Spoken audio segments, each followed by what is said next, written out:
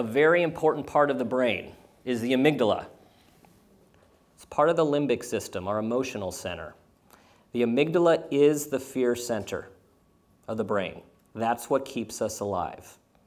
That's what we need to survive. Here's the catch.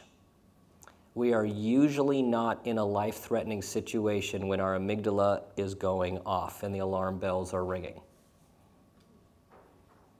I'm going to say that again. Our amygdala is usually turned on when we don't need it.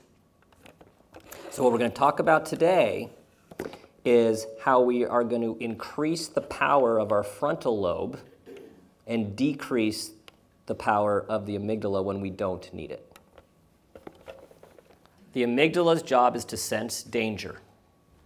Right when it senses danger, it sends messages to our adrenal glands to start producing as much adrenaline as possible to fight or flight. What it does is it takes blood away from our heart and our chest and our different organs, which we're going to talk about, and put it all to running or fighting. So imagine, imagine that I forgot what I was going to say.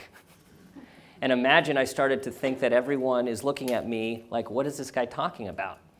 And imagine I start to feel a certain way and I start to feel funny and then my mind freezes up. And then I can't remember something really simple that seems that everyone else in the room can remember, but suddenly I can't remember.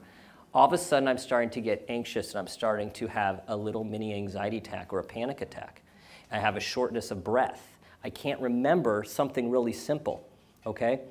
If you let your mind go, it turns into something really, really big. My amygdala is telling me something's really, really wrong and I'm in danger, when in fact I'm with some very nice people here. So think about this way. It's very simple how our body is made to keep us alive.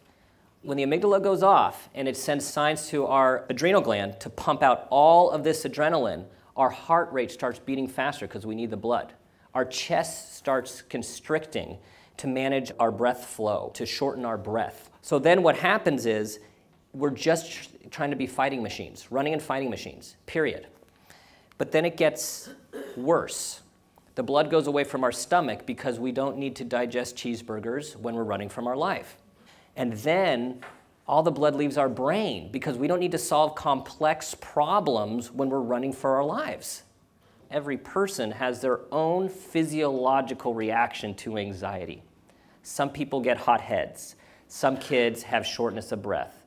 Other kids start to sweat. And you could start to teach them about their response to the worry monster. How do we know when the worry monster is in town? How do we know when the worry monster is in your classroom? How do we know when the worry monster is in your home?